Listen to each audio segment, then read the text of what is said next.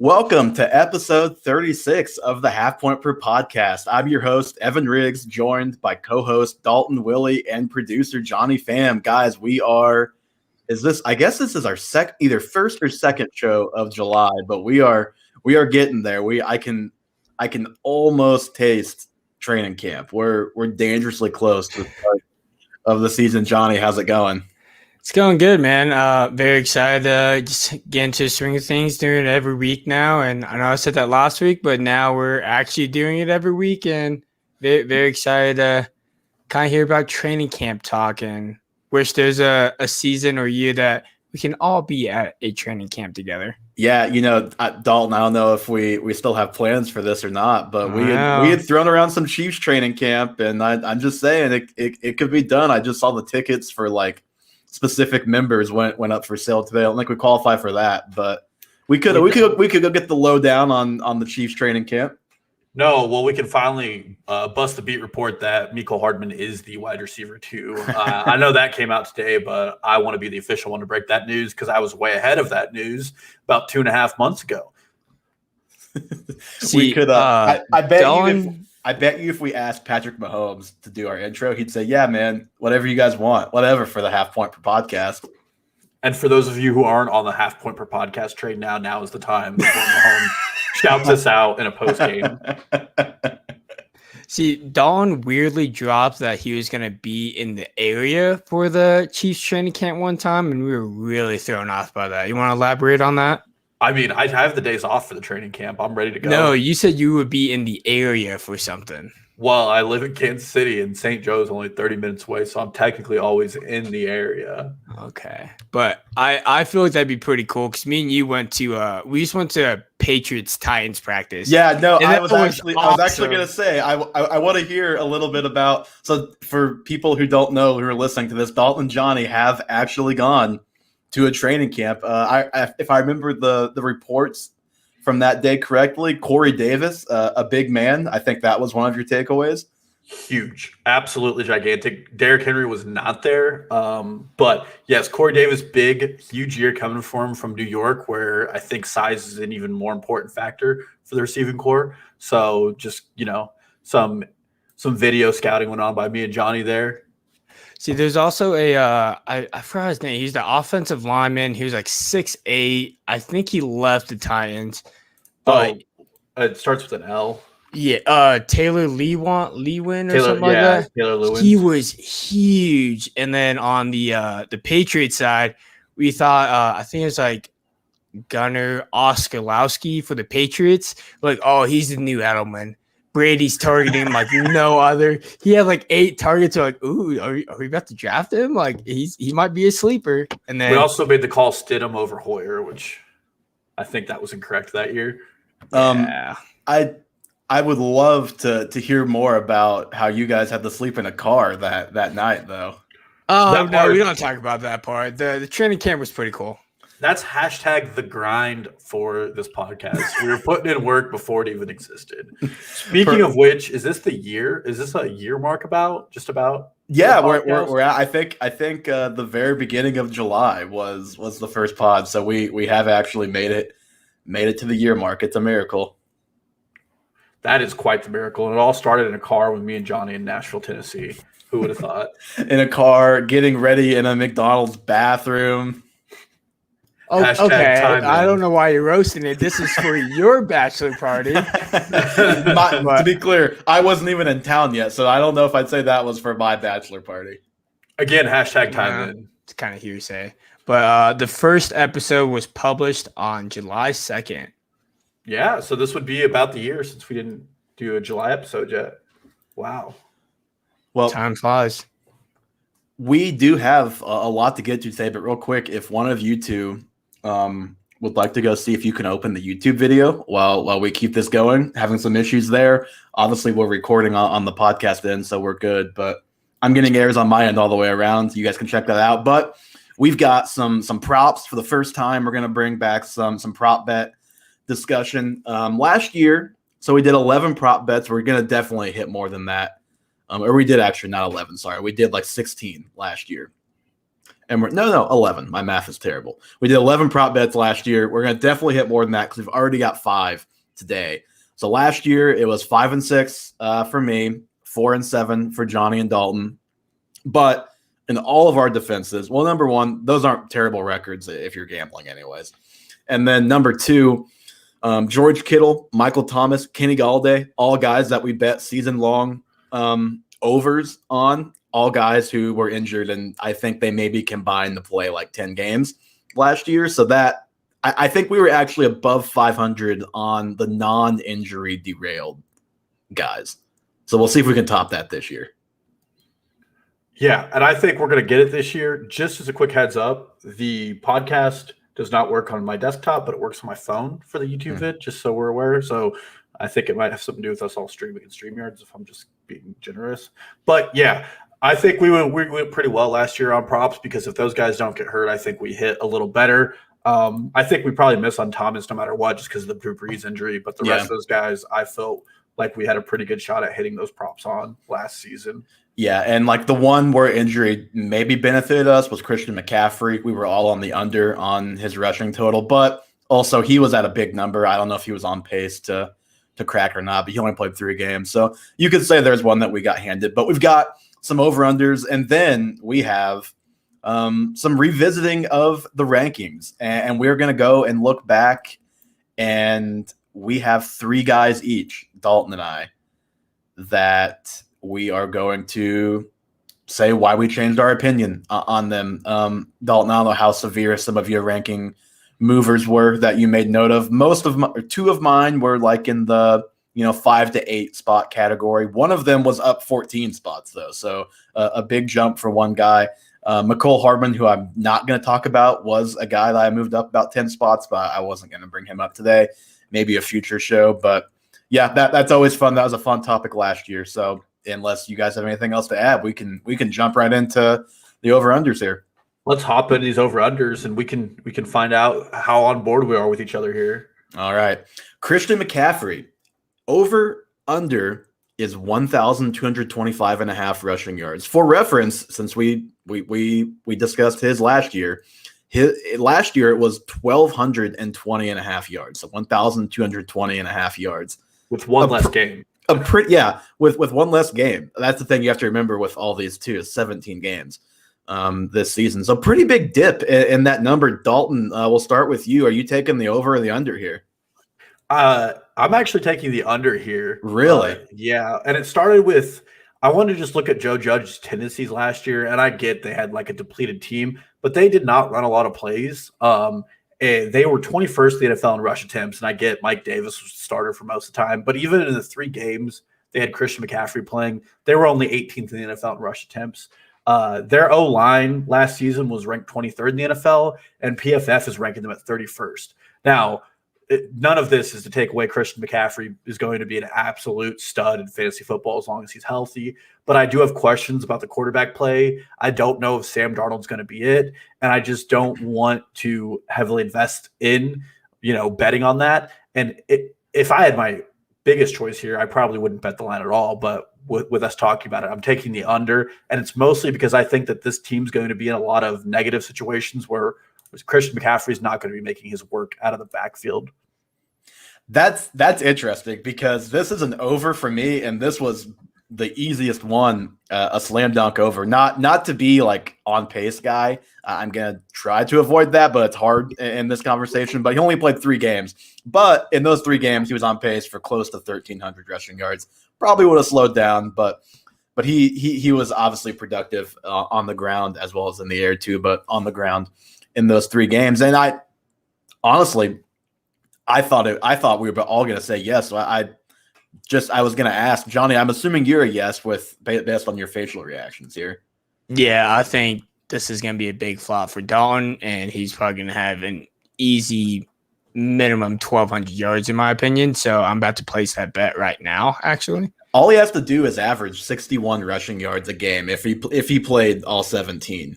I was going to ask though if we were all 3 heavy on the over. Is this big decrease in the number, especially with it being 1 less game? Do we think that's more a hedge against his health, or a hedge against maybe the Panthers dial it back for Christian McCaffrey this year? I guess, Dalton, besides the amount of plays, which of those two is the bigger concern for you in saying under? I mean, I don't really think they have a choice to dial back him. I mean, Chuba Hubbard's next in line, and I get he was okay at Oklahoma State, and he had one really good season. It's Chuba Hubbard. I see you smiling. This team has both Sam Darnold and Chuba Hubbard, two players who I mispronounce their name every time I say it. But I don't think Chuba, I get. Sam Darno, I have never understood. It's French. So I don't think they have a choice to dial it back. I think he has to be on the field for 85% of the snaps, especially with the loss of Curtis Samuel, unless we think Terrace Marshall has some rushing upside like Curtis Samuel had.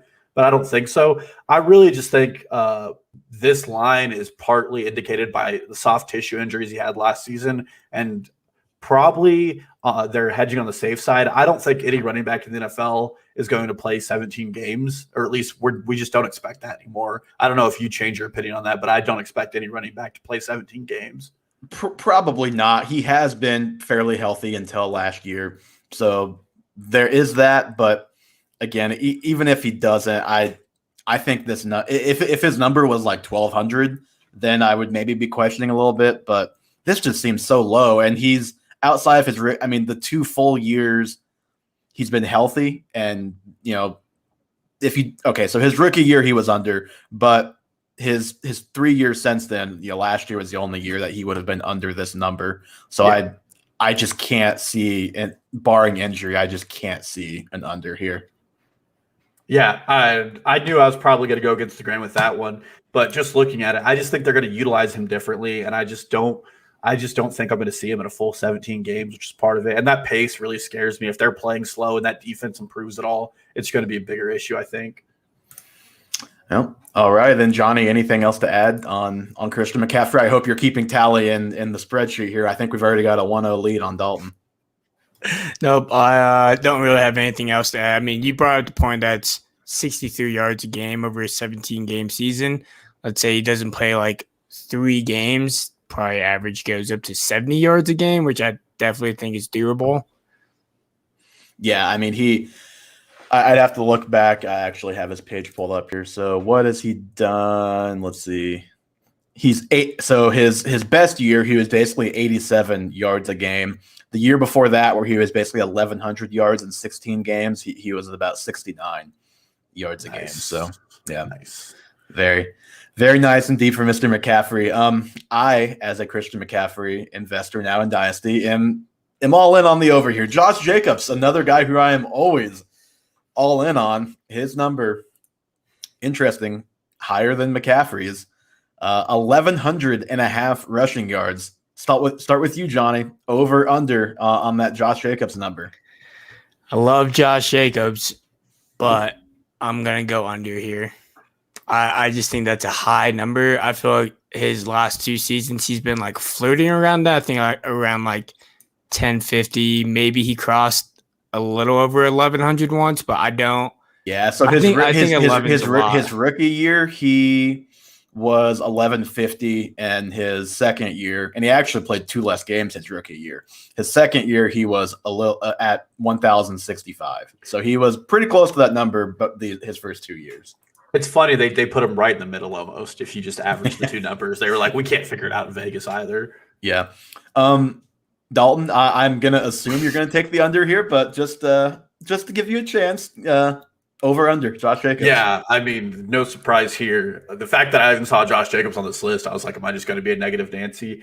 But I have the under. I mean, last season he had 1,060, and I feel like he might be in a worse position this season as far as the way the team is trending. I think the addition of Kenyon Drake can take away some significant touches from him. Obviously, he's still going to get a good workload and more than 13 touches a game or whatever.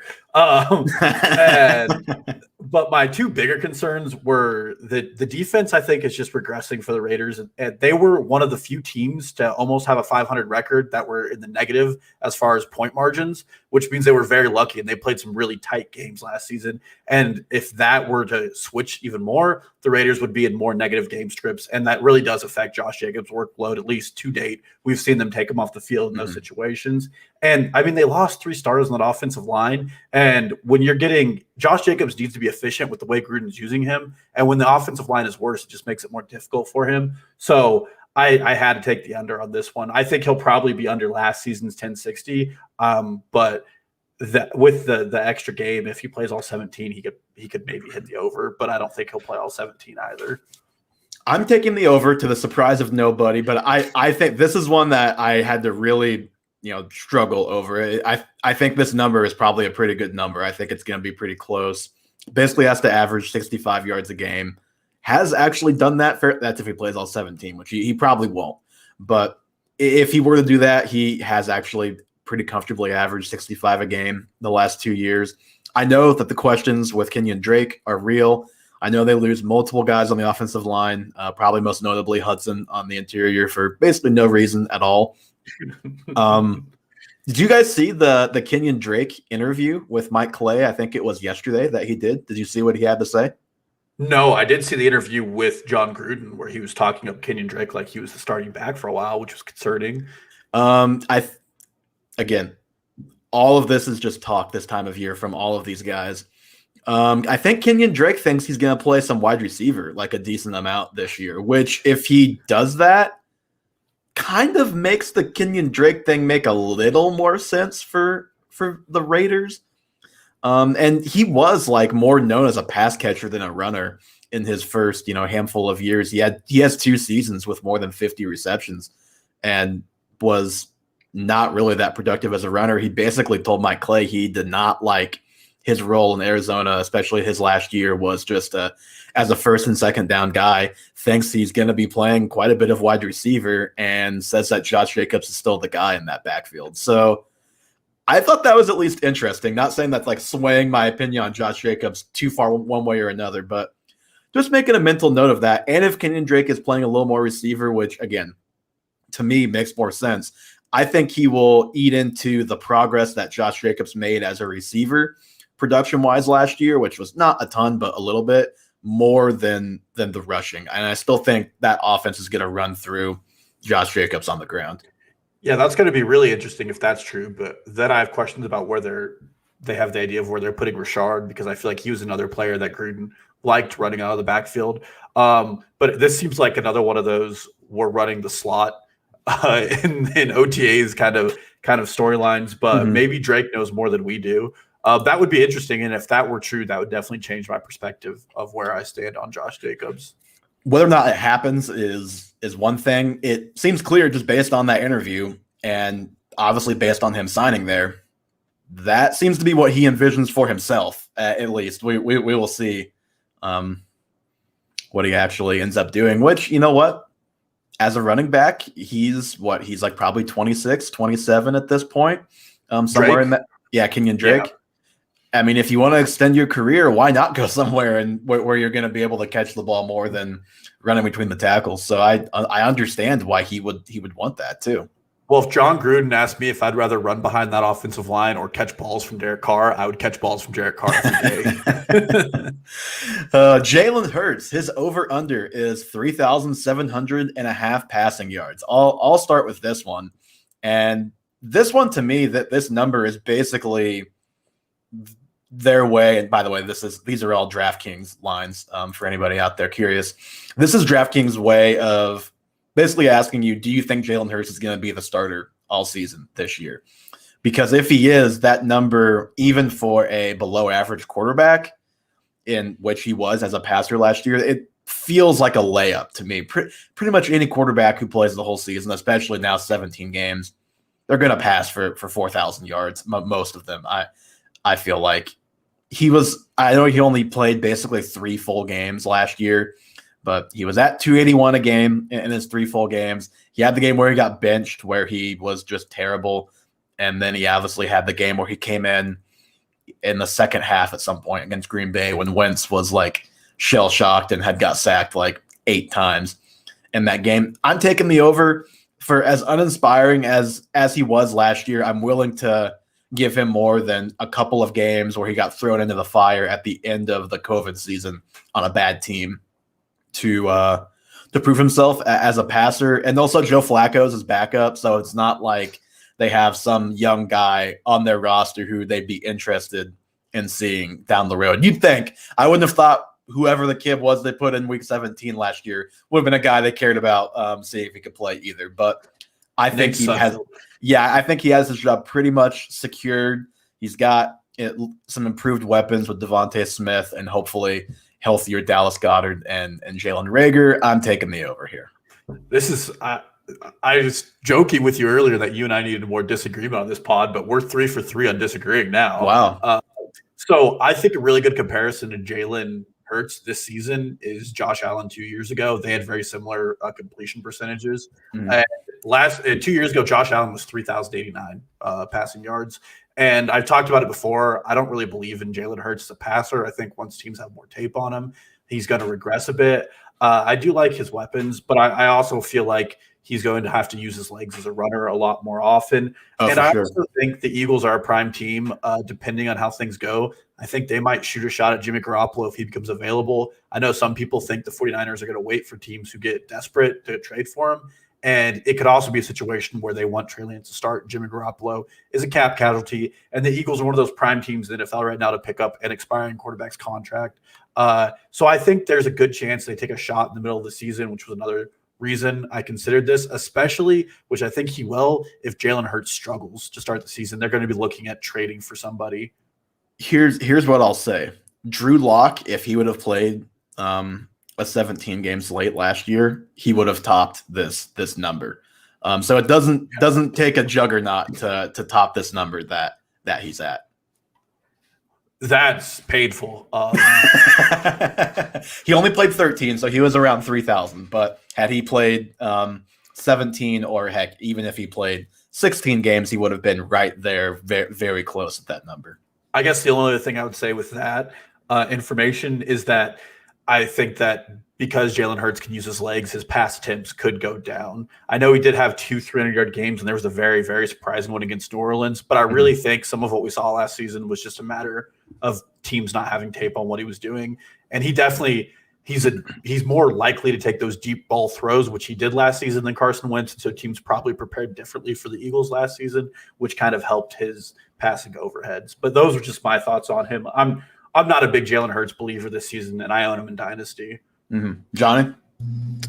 I am taking the over, but I don't like it. You don't like it?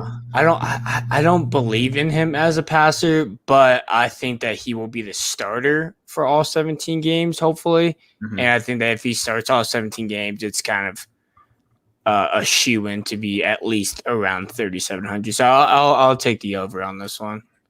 All right, Patrick Mahomes, a guy that we believe in just a little bit more, I think. His over-under is at 5,050.5 passing yards. Basically, when I look back at last year's, this is basically has him on the exact same pace, but just plus, 300 yards for the extra game, basically. We all said over last year. He did just barely hit that over, even though he didn't play the last game of last season. So you do always have that to worry about. If the Chiefs are really good and have home field, it has to be in the back of your mind. But over under on Mahomes, Johnny, we'll start with you this time. Easily taking the over. I can't imagine myself being a Chiefs fan and taking the under. So that's kind of where I stand. Yeah, I'm over as well, to the surprise of nobody. I'm sure Dalton probably is too. He would have passed for over 5,300 yards last year if he played 17 games and kept up his per game average. We've talked about it a little bit in the context of McCole Hardman and even Tyreek Hill a little bit too. Improved offensive line, better deep shots. I also just kind of am going to buy into the narrative a little bit that it's a little bit of a revenge season for the Chiefs after what happened in the Super Bowl. He has unpromptly brought up going 20-0. Not saying they're going to do it, but he doesn't just say things by accident. I think that's at least something that is on their radar and something that they want to do. So I think we're going to get a big year from a lot of Chiefs guys this year, and obviously that starts with Patrick Mahomes. Yeah, I mean, he threw more for more than this 2 years ago in a 16-game season. I mean, he went 5,055. And I just think I believe you too. I think the Chiefs really are on a revenge tour. I think that, it was kind of a laughable Super Bowl in a lot of ways for Kansas City and happen to them. And Patrick Mahomes was really the only player who showed up to play for that Super Bowl. And they definitely revamped the offensive line. And he's fully healthy this season. I mean, he was hurt for a lot of last season. He still almost hit that number. I just have full belief. And I still think he's just the best player in the NFL. And any prop you put in front of him, he's going to probably beat. Mm-hmm. David Montgomery, over under 1,075.5 rushing yards, a higher number than Christian McCaffrey. David Montgomery. Dalton, we'll start with you. Over or under on Mr. Montgomery? Let me first say last season he was under this. I get it. It was a 16-game season. He had 1070 last season. And I think last season was the best career he's going to have in his NFL. I'm staunchly under this. I think Justin Fields is going to play at some point, which is going to mean rushing attempts for the quarterback.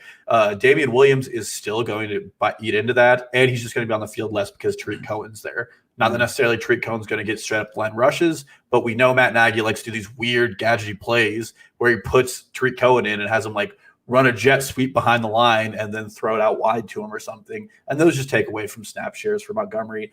And this Chicago Bears defense has been really good for like almost 3 straight years. There has to be a year where they fall apart. I'm not saying it's going to happen, but that's just another negative factor where if they fall apart, he's on the field less because he's probably the first and second down back. If he's lucky, I mean, Williams is even going to eat into those snaps, I feel like. And Khalil Herbert is a very good rusher, and they drafted him in the 6th round for what it's worth. Yeah, no, I'm on the under as well. You mentioned it. He was 5 yards under this last year. It was only in 15 games. Obviously, we are probably assuming that most of these guys, if not all of them, are not going to play all 17. But even with him getting only 5 under in 15 games last year, we've talked about his splits a lot, talked about his finish to the season. But really, when you just look at not even just the fantasy numbers, but just the game logs, it kind of puts it in the perspective. His first 9 games, he was on pace for less than 850 yards in a 16-game season. And then he rushed for over 100 yards, I think 3 times in the last 4 or 5 games. In the last 5 games he played, he was like never under 90. And he never even reached 90 yards in the first 9 games of the season. He was under 30 twice. He was under 40 at least one other time, if not more. I think who he is probably somewhere in between both of those, but I know we haven't seen his ranking reflect the end of last season like maybe we thought. I think this number kind of reflects the end of last season a little bit, though. Yeah, I mean, it's not easy to be a 1,000-yard rusher in the NFL at all.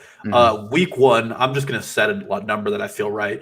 If his over-under for rushing yards against the Rams week 1 is 70.5, are you taking the over or the under? Well, the Rams was the game where he rushed for like 24 yards or 29 yards last year. So I think I'm going under.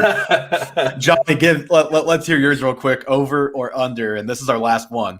Over or under on Montgomery? I'm going to take the under on Montgomery. I know last year he hit like 1,075, but I think that's his ceiling for rushing yards. So I'll take the under on this one. Yep. All righty. Well, we hope that all of these, well, all of mine at least, as we differ a little bit. Hopefully all of mine are correct. Hopefully you guys get a couple right too. Dalton only did 1 over. A big under guy over here. Wow. I think I only did 1 under, and it was Montgomery. It's really hard to talk yourself into unders when you have one more game. When you work 10 hours, you just get really pessimistic suddenly. That's fair. Okay, on to some guys that we've changed our opinion on. I think there's some room for pessimism in this conversation too. Dalton, I will let you kick it off. Who is the first guy as you were reworking your ranks that moved up or down?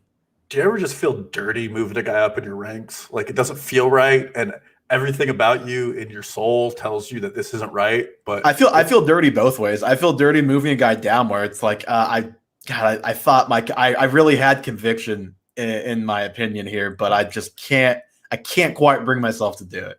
Well, that's how I feel about this guy. I had him at the RB 14 in May, and I've moved him up to the RB 6. And in my tiers, he's in tier 2, and he's the first in tier 2, so he's right below Saquon Barkley. And it's Ezekiel Elliott. This has been a very pro Tony Pollard pod and a very anti Ezekiel Elliott pod. But I had to hashtag get in the process, and I looked up some stats on him. So over the last 3 seasons, Zeke is third or second in the NFL in explosive runs. It's runs of more than 10 yards with 107. Last season, which we can all agree is the absolute floor of Zeke, hopefully, he left 20. The floor of Zeke while still in his prime, yes. Yes. He left 24.7 points in red zone attempts on the board, so he could have scored 24 more points than his below expectation, which was the second worst in the NFL, right above Benny Snell. In converting carries on the first down line, he was 5 for 12 last season. In his career before that, he was 12 for 14. So, I mean, there's 7 touches at the 1 yard line he didn't turn into a touchdown. It's hard to do that. We know there's a better offensive line coming back. And then last season, inside the 5 yard line, he was 5 for 22, which is a 22.7% return rate. And in his career, he's at 53.7. So, I mean, he has to regress closer to what he used to be. And we get Dak Prescott back. And in 4 games with a healthy Dak, Zeke was third in running backs and receptions. So all of those things, I mean, lead me to believe that Zeke has the ability to be the RB1 again this season because he has that upside. And I'm already taking a large bet on this offense. We've heard my Dak take. I think they're going to be very good and their defense is going to be very bad. And if Zeke's the receiving back too, which they showcased as last season, he has a very, very high upside to be the RB1, and it's an easy value. Yeah, so Zeke was a guy that I was going to have on my list, but we talked, and I knew you were going to have him, so I decided just to leave him off to try and give as many different guys as possible. But I also moved him up. I think he was 11th for me, so I wasn't quite as low as you. He's up to 6th for me as well, so exact same spot. Basically, I moved him ahead of all of the young guys that I had him. Like, he's ahead of Jonathan Taylor. He's ahead of Cam Akers, like ahead of like Antonio Gibson, like some of those guys that I had him in that neighborhood, ahead of Aaron Jones, Joe Mixon, and CEH, although I think I already had him ahead of CEH anyways. I did not. But a lot of the same things that you said, yes. I believe Zeke was 33rd out of 47 qualifiers in whatever the actual phrase for this stat is, but like yards before he was contacted. So like how far he made it before he met defenders, basically. So to the offensive line point, the offensive line was very bad last year, should get better. It's hard to reconcile like what happened last year though, because you can easily make the argument just any given year. Well, the quarterback goes down. Well, hey, that's just more touches for my guy. That's great. Or quarterback goes down, it's less efficient touches. The offense is going to stall. So it's hard to really know how to feel about what happened last year. And it's also hard to know how to feel because there were times where Tony Pollard was just flat better than Zeke and definitely, outproduced him and produced huge games, obviously, in the fantasy playoffs when Zeke was the late scratch. In the semifinals where you were playing me, Tony Pollard was amazing. And he has that in him for sure. I think he's really awesome. I think if Zeke is Zeke, that doesn't really matter, though, because Zeke is just a different tier of player. And I've even went back and watched a little bit of Zeke from last year, and I thought for the most part he looked pretty good. He didn't look like quite the same guy, even on the plays where he had room, than years past. So I'll be curious to see where he actually is as a player when the situation should hopefully be right this year. But if you're getting him at RB6, that is already baked into his ADP. Yeah, and I think his big upside is last season he would have set a career high in receiving if Dak had played a whole season. And I think the other difference is that with this passing attack, he's not going to be able to see 8-man boxes. Last season, he saw the 6th most of any running back in the NFL. Mm-hmm. And that's because DiNucci and Andy Dalton simply didn't scare defenses. It was a lot easier to stack the box. And so that's why, like you said, he's getting hit behind the line of scrimmage so much. And I mean, he's only 26. He's not at like that running back age where they start to really fall off. He's not getting close to 30. He still has a couple of good years in him. Or at least 1 or 2. You do just never know with running backs. Obviously, Gurley is kind of a different animal with his knees, but it can happen really quick. But I think I'm betting on Zeke at least for 1 more year to be an elite guy this year. But a guy that I do have legitimate concern about him falling off and also legitimate regression concern is Adam Thielen. I know Thielen, I have him down to about where you had him in your first set of rankings, Dalton? Do you still have him down in the wide receiver 29, 30 range this time? I do, and he's not on my list, but I was going to talk about him in a future pod, so this is a really good time for that. It's funny. I have on the bottom of my show notes, I just have a list of busts and a couple of points I wrote down for guys that I've kind of been updating for the last couple months, really, just to kind of get my thoughts out there. And he's a guy that I had in that bust category. But then I looked at where I had him ranked. I'm at wide receiver 21, which is basically where he was being ranked last year when he finished as the wide receiver 8.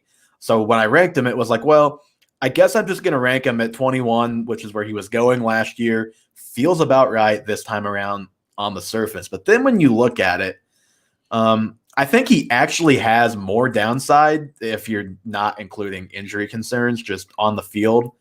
Maybe Odell is the other one, but out of all those guys, like in that 20 to 30 range, I think Thielen has the most downside to me. And I think he's going to ended up being drafted in that similar spot, like in the third round. And I'd be pretty scared to make that pick, quite frankly. I mean, he's got Justin Jefferson going in the year 2, who is obviously on the upswing. He's only in his second year. Thielen heading into his age 31 season. He'll be 31 right before the season starts. So you do just kind of wonder how much longer does it last for Thielen. Receivers, it's not quite like running backs, but, you know, unless you're an elite guy like Julio Jones, it's hard to keep up an elite level production or even a very good level of production when you start hitting your early 30s as a receiver. And the biggest thing for me when it comes to Thielen, he had 14 touchdowns last season. We've talked about this plenty. He does just catch a lot of touchdowns, but it's his first season over 10 touchdowns. So even in his other seasons where he's had, 9 touchdowns, 7 touchdowns, respectable, pretty good.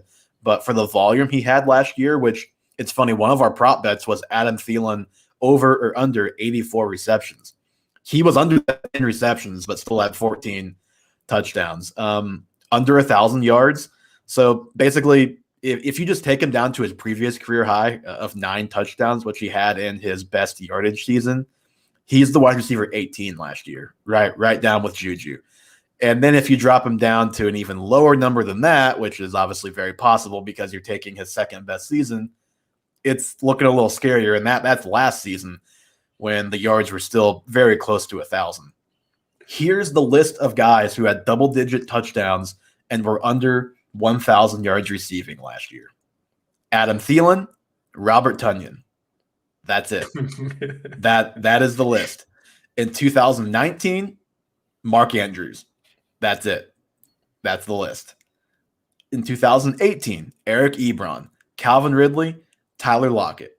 I could keep going. I've got a couple more years here down, but basically it's happened. All you even know is it's happened 10 times in the last 5 years. It's not common.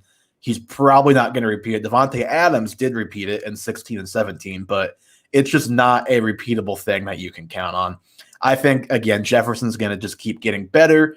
What happens if Jefferson has 1,412 this time instead of 1,407? And then you look at the other pass catchers there. Irv Smith had 5, but then it's Rudolph 1, Conklin 1, Dalvin Cook only 1. He could easily have like 4 or 5 receiving touchdowns any given year. The tight ends could easily combine for more than 7 passing touchdowns. And also Dalvin Cook is just going to run for a lot of touchdowns if he's healthy too. So I just have some serious concerns that touchdown rate can continue, and also just worry about the overall production perhaps falling off like it even did last year, even more this year. Yeah, well, and obviously I agree with you. You're a lot closer to where my rank was. The other concern I would just bring up is last season, and this is from Sharp Football. I had to look this up because this is one of the things I wanted to dive into. Kirk Cousins was 3rd in the NFL in pass rate over expectation. Mm-hmm. And we know Mike Zimmer likes to run, control the flow of the game and a very good defensive game. And last year their defense was just playing bad, which really elevated Kirk Cousins and made him pass the ball more, which is, I don't think, it's not the way Mike Zimmer plays football. So there's going to probably be a decline in pass attempts in Minnesota as well. And I just really don't think that decline is going to affect Justin Jefferson that much just because of how great of a player he is. But if you're going to have a decrease in pass rate, Adam Thielen just feels like the guy you're not going to want to do it. He's probably going to be close to a guy who gets his load managed, and they're not going to want to put him out there in every play if he doesn't have to be. Probably less blocking sets, which is probably for his better. But like you said, that touchdown rate is just absolutely absurd. And it requires a lot of efficiency, and you could watch the plays. I mean, they draw them up for him in the red zone. He'll still probably get those. But with Irv Smith coming into his third career season, only being 22, and being just – I mean, he's a first-round prospect. He was drafted in the first round by them. He's going to get a lot more work, I think. And I just think the Vikings are going to play a lot better on the defensive side of the ball, which is going to mean less high-scoring games. And that inevitably is going to impact somebody. And I think Thielen's the prime candidate. Yeah, and you mentioned the drop a lot of plays for him in the red zone. There's nothing about Justin Jefferson's game that would be a red flag as to why they couldn't start doing that more for him as the better of the two players at this point too. So even the drawn up stuff in the red zone could become more or less frequent, I should say. Yeah, I agree. I think we're just going to see less work for him in general. And I mean, it's just time. They really don't have anybody on that offense who can move in front of them on the depth chart, but I think it's time they're going to look at other guys and see if they can't get some more production out of them. So I have him down at 29 from 21. I really wanted to get him lower than that, honestly, but it's just real tough once you start getting to receivers that, frankly, there are just as many, if not more, questions about, and Thielen still has a higher upside than those guys do, than some of those guys. So I have him at 29, wanted to get him lower, but I'm still feeling a lot more shaky about him than I was a month or two ago. Yeah, and I mean, it's just hard for guys to not regress when they have that kind of touchdown rate. Your second guy. Well, so this one's probably my biggest mover. He's not as instrumental as the Zeke move because obviously where Zeke's at now changes how you draft. But I had Mike Williams at wide receiver 49. I'm moving him up to wide receiver 35, which is right behind Devonta Smith, in front of Jerry Jeudy, Curtis Samuel, Chase Claypool. I mean, even Tyler Boyd, Marquise Brown are some guys that I have in front of now. And the real reason for that is everybody's betting on Justin Herbert being great, and I really think he's going to be great. And Mike Williams' ADP just doesn't really add up for an offense that's going to pass a lot, especially with the loss of Hunter Henry. So this is a crazy stat. Since 2019, Mike Williams has 24 red zone targets. Guess how many touchdowns he has since 2019 in the red zone? Well, I know it was 2 years ago when I drafted him in the 4th or 5th round, where he had like 2 touchdowns, 1 touchdown the whole season. So I'm pretty sure it's a small number. Yeah. So out of 24 red zone targets, he has 3 touchdowns. And that's crazy. That is, if you're looking for positive regression, it's due there. He was the 7th pick overall. He's very, very talented. And the reason he's this low is because he gets injured a lot, which is completely fair. But where you're buying him at, it's just like, this is a very similar argument to what I had with Will Fuller last year. Even if you get 12 healthy games out of Mike Williams, he's probably going to be an easy start all 12 of those games. And I think, they added a deep threat in Josh Palmer. His ADOT was the 3rd highest of all receivers coming out of college, and that's going to be very beneficial for Mike Williams because I think, and we've heard Lamar already talk about it, Mike Williams is going to get more intermediate routes, and hopefully that leads to less of these crazy collision jump balls. And with his ADP going this low, I just think it's really easy for people to nab him at a cheap price, and he has top 24 upside in this offense. Keenan Allen's also turning 29. And if Keenan Allen were to get injured, and we've seen him go through injury spouts before, Mike Williams is probably going to be the undisputed wide receiver 1 in this room. And he has all the physical traits of a good, dominant wide receiver 1. And so you can really turn this guy into an every week starter and get him very late. And that's just I like all your points about him as a player. But as somebody who, number one, like I said, drafted him 2 years ago, and then number 2, he ended up on my team via waiver wire last year. He was on the waiver wire because he was injured and out for a while. He's just a very frustrating guy to have on your team, and not just because he's hurt and misses games, but he will play in games where you're stressing at 11:50.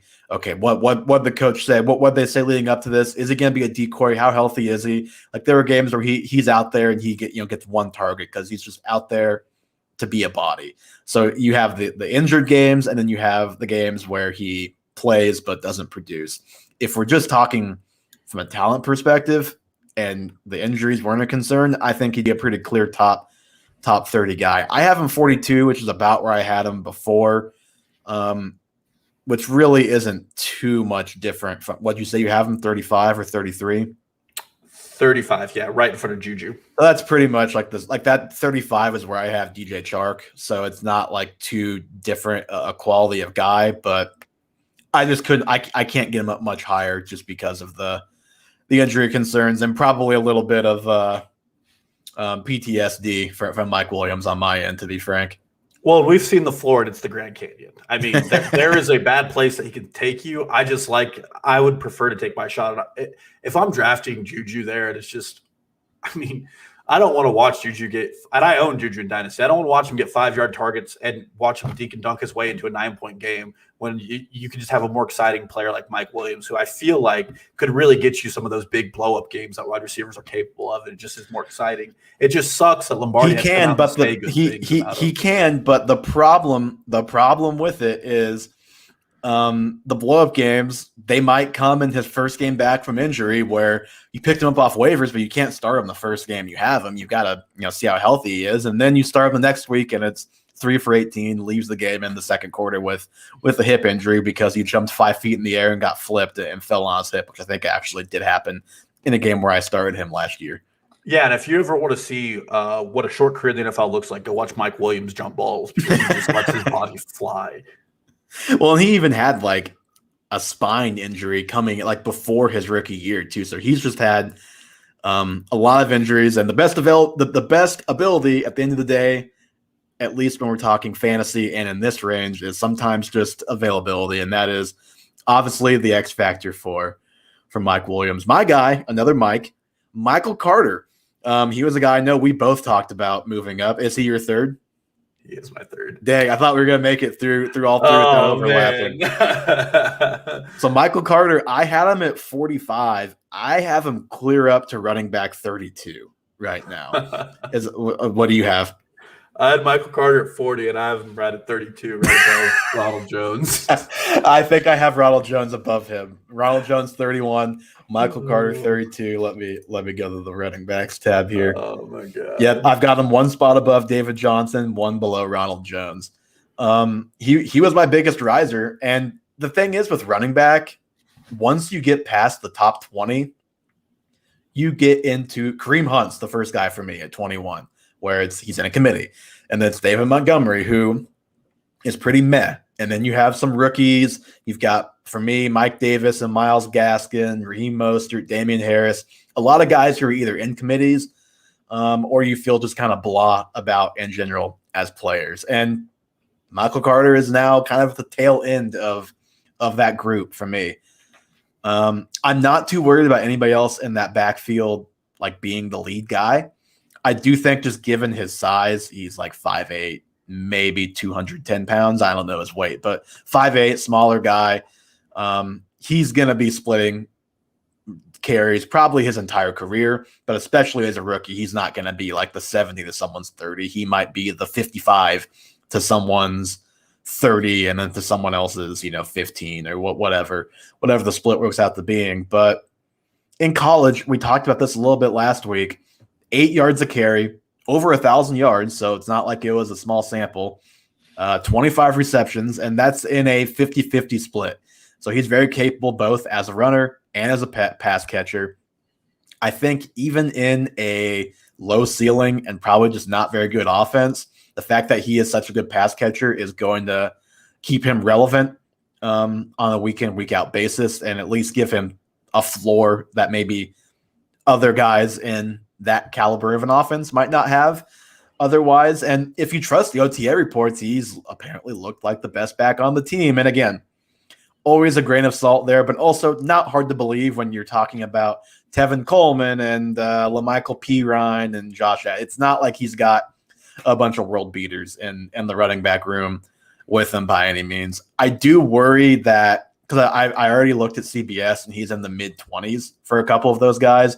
I worry he's going to get too rich for my blood in season-long drafts, but I like taking him even in a low-ceiling offense. I like taking him as kind of your third or fourth running back and seeing what happens because he's got some upside too.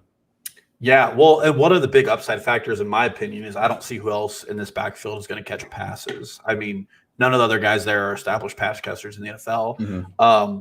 What I found really interesting is doing some research on him is he had a 22% dominator score in college, which is really impressive considering and a dominator score is just a total account of team yards. He counted for 22% total of team yards. And that's just impressive because, first of all, we've talked about Javonte Williams on this podcast, and Javonte Williams. And they had Dimey Brown too. So they had 3 pros on that offense, plus the quarterback who's going to maybe be the number 1 pick next year. Exactly. You took it right out of my mouth. I mean, 4 future NFL players on this team, and he's doing that much work. 2 straight 1,000-yard seasons, 5.7 and 8.0 yards per carry. And I get it. He wasn't playing in the best division, the ACC, but still. And I really like the Jets' offensive line. I talked about this with Zach Wilson, but McKee Bacon really like is a little Sorry. strong for me, but the left side of that line is looking better, and the right side, who knows? But at least it should be respectable. Well, I think this Moses signing really, really helps that right side. And that Elijah Vera Tucker, I think, is very good. So at least they have 3 competent players from what it seems like. And then the last thing is the Jets went all offense in this draft. Their defense wasn't too good last year. And I think their defense is probably still going to be middle of the road at best, which just means there's going to be games where it's going to have to be the receiving back. And if you would ask me to depth chart, throw a dart throw who's going to catch the most balls, I'd probably say it's Michael Carter. I don't know Zach Wilson's tendencies to throw to the running back, but I like his odds. And then this could be a 49ers clone. And even you look at just the rest of their pass catchers. They've got Elijah Moore, who everyone's really excited about. You got Denzel Mims there. You've still got Jamison Crowder. I guess Chris Herndon, even though he's taken second string reps at this point. Keelan Cole at tight end. Yep, Keelan Cole. So it's like Braxton Berrios. He's not going to be the number 1 pass catcher just because a running back is not going to lead your team in receptions unless you're like Christian McCaffrey playing on a not great team. You have a chance to. But could he be like the second or third highest guy on that team in receptions? I mean, yeah, I think he probably could. Yeah. And I mean, I don't like him in the 20s, like you were saying. I probably don't want to draft him there because there's a lot of question marks. But in where he is right now, normal ADP, I like him in the 30s, and that's why I moved him up. But unfortunately, I think everybody's moving him up now. Yep. Yeah.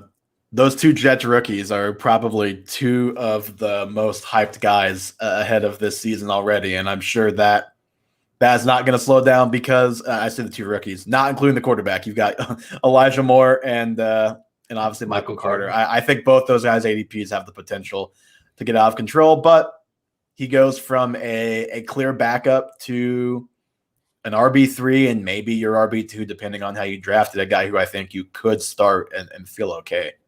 Yeah. Well, since we have my 3, who is your final? You're gonna like this one, and you're gonna agree with it. And this one was tough for me. So DeAndre Swift, I had him at RB14. He is down, not too far, but he is down at RB19 for me in the newest version of these ranks. 1 spot behind Chris Carson. Some other guys moved ahead of him as well. I think I had Eckler a spot behind, and so Eckler I think is up at maybe 15 for me now. Let me look. Yep, Eckler at 16, Josh Jacobs at 15. And honestly, the thing with DeAndre Swift, I still really, really like him, but I think I just needed to acknowledge the downside a little bit more that existed with him. And there is just a lot of it, and it's not really much to do with him.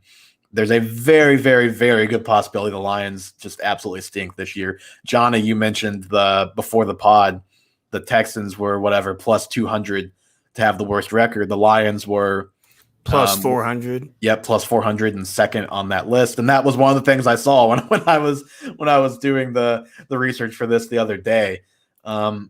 I think his pass catching upside is probably going to keep him in that top 20 conversation as a top 20 guy for me, at least, and for most people.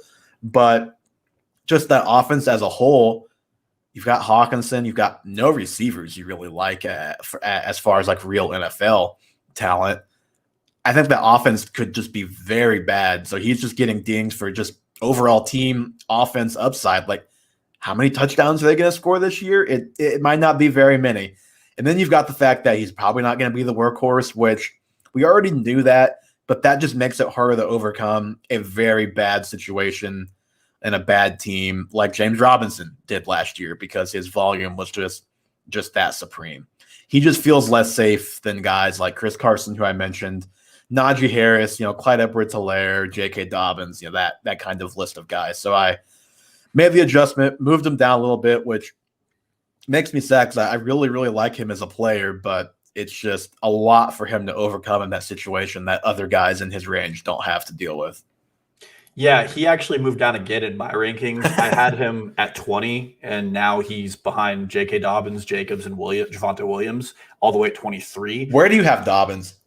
Dobbins is a slow riser. He's ahead of Miles Sanders right now. He is at 19. But him, Jacobs, and Swift are all in my love the talent, hate the situation tier. And you pretty much said it all. I also, for some reason, there have been no reports out of Houston, so I can't tell you how I feel about the coaching staff there, except they have no talent. But I really, this coaching staff in Detroit is up there with Urban Meyer on the level of frustration I'm hearing from them. And they have Anthony Lynn. We know where I stand on Anthony Lynn as a play Yes, caller. I think anyone who's listened to this podcast knows your feelings on Anthony Lynn. And I mean, I really do think that Dan Campbell's the kind of guy down 3-28 and is going to run the ball 3 times with Jamal Williams for no reason in the third quarter. And we talked about it. I don't really know where Jared Goff stands as targeting his running backs. He did with Todd Gurley, but also Sean McVay has made a lot of comments about they wanted Stafford because he targets other positions other than wide receivers. So I don't know if Goff was even being schemed to target Gurley, and that's not something that I'm really going to ding Swift for. But my biggest ding is I don't think this team's going to score a lot of touchdowns, and that's where Swift made his performance last year. I think he had 14 touchdowns, and he might be a guy who's really good at finding the end zone, but it's hard to find the end zone when your team can't cross the other team's 50. Yeah, and it's like, it's basically like if Aaron Jones would have left the Packers for the Texans, let's make up another bad team. If Aaron Jones leaves the Packers for the Texans, this is probably where he's ranked in the low teens, early 20s, as opposed to a top 10 kind of guy. Conversely, if you put DeAndre Swift on the Packers or even Seattle, Kansas City, I think he's a top 12 to maybe even 8 to 12 type of guy. I think he is that good, but it's a lot to overcome from a situation standpoint, potentially, coupled with the volume, where it's just I don't want to make it sound like it's all situation, but that has to at least factor into when you're looking at the downside. You have to assess it a little bit and be honest about what you think the team is going to be this year. It shouldn't completely I don't know about you, Dalton, but I'm already a little tired of seeing the 49ers have the easiest schedule in the NFL this year. So they should have 500, because I think there's a prop for 500 rushes for that offense. And it's like, I don't like that big picture of a takeaway situation, schedule, all of that. But it's just the downside is clearly there when you couple potential volume concerns with the team stinking. When it comes to strength of schedule for B, that maybe differentiates one tier, and that's between if I'm trying to decide between Tyreek Hill or Devontae Adams with Aaron Rodgers, and it's that close of a I decide on Tyreek Hill because he gets the Raiders twice or something. But in reality, I mean, I don't care. I just know they're going to be bad, which is really the issue. Just same with last year, I didn't really want any Jets because I knew they were going to be bad. And it's not like we're going out on a limb saying the Lions are going to be bad. It would, if we're saying they're going to be good, that would be going out on a limb because they're almost never good. Yeah. And I mean, at the end of the day, I also don't like having players in very frustrating situations. And it's just, as a fantasy manager, you're going to hate your life with Swift some weeks. I'm sure of it. And it sucks because he might have been, I mean, some people had him pegged as the most talented back in last year's draft. And he was one of the people in consideration for the first running back off the board. And it sucks because he has that talent, but with a new coaching staff and an inept coaching staff and a rebuilding Lions team, I don't like anything that's going on. Unless he just plays wide receiver like Kenyon Drake. I mean, well, and you mentioned it, that he's going to be frustrating. We didn't do that show this year. I think next year that's an idea that I want to do, though, is look at the ride for some of these guys. We've talked about Tyler Lockett a lot, and it's something that the footballers have done a little bit the last couple of weeks. Look at what the actual season was like for this guy because Swift could finish as the RB14, but did you actually get RB14 value out of him on a consistent basis? And I'm going to guess that answer would be probably not. Yeah, well, Swift finished as the RB16 last year. And if you told me that before this pod, I would have questioned it because I think there were 8 weeks where he was on a roster in the league I was in. And it was a competitive league, but he just wasn't even getting any work. I mean, it's not a fun ride. Yeah, no. I think that's about all the energy I can muster to talk about the Detroit Lions, Dalton. Anything else on any of the topics before we close out? You kind of mentioned it. I want to give an honorable mention to DJ Chark, who is absolutely plummeting in my rankings. He's all the way down to 34. I had him at like 23, and Laviska Shenault is above him now. Wow. See, I have Chark at 35, but I only had him at 30, so it wasn't too far. I have Shenault 39, so I still have him a couple spots below Chark, which I think, regardless of which order you rank them, I think the correct answer is just they're both very close in probably most everybody's rankings at this point. And then my other honorable mention is Big Mike. I had him at 10. I don't really care who plays quarterback anymore in the Saints. He is all the way up to 5, which puts him right below Calvin Ridley and right above A.J. Brown. And then Devontae Adams, Justin Jefferson, Allen Robinson round that out. Mm-hmm. Yeah, no, I'm with you. A couple other guys for me. Robbie Anderson was a big riser. I had him at 38. He's up to 30. Want to put him ahead of Adam Thielen. Might just do that. Like DJ Moore, he caught basically no touchdowns last year, and you just have to. And he was still he outperformed even this ranking, I believe, last year. So you just have to hope more touchdowns are coming for all of those receivers, and in this case specifically Robbie Anderson. One thing that no one talks about is Robbie Anderson and Sam Darnold actually bonded because they were held captive by Adam Gase for multiple years. I don't want to buy into that. I'm not going to use that narrative as any ammo for any Robbie Anderson arguments. But it's called trauma bonding. You should look it up. Yeah. Okay. Anybody else? I guess J.K. Dobbins was a guy that I moved up even further. So I'm like borderline psychotic with where I have him ranked at this point. I have him as my RB13. That one's going to be a big debate on this pod eventually. I feel like that might be the big Josh Jacobs debate this season. Yeah, we're going to have a Dobbins and Eckler bet when we get to the My Guy show. There's almost no doubt about it. One thing before we close out, though, I don't know if you saw this. Apparently, there's no secret who the guy is in Arizona in this backfield. Have you seen this, Dalton? Who said this? I think it was a Roto World blurb. So wherever beat report it came from, no secret. It is Chase Edmonds, and a competition in name only is what this report that I saw said. Curious if that changes how you feel about Edmonds at all. For me, no. I still have him at 30, which is about where I had him last time. Makes me feel good about my Eno Benjamin dynasty shares, though.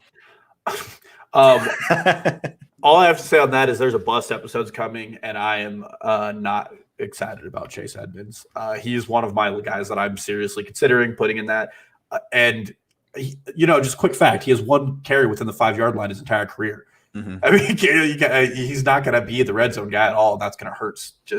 I don't like that's a stupid blurb, and that should go on our list, by the way. Whatever the guy means, I'm going to say 65% snaps or more is probably the guy.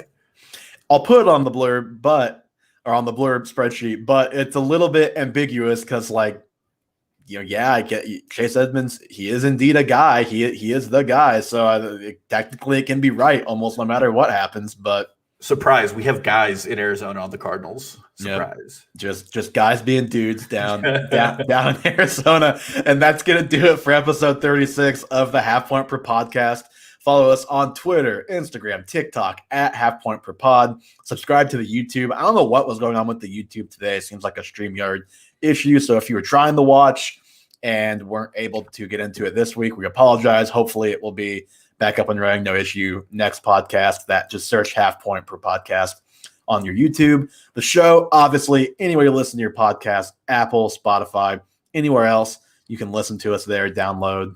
Always appreciated. We will probably have, at some point in the next few weeks, some more writing on the newsletter, and that is halfpointperpod.substack.com. All of this, as always, in the show notes. You can just go click on any of the links in there. And we will talk to you guys again next week with a topic to be determined.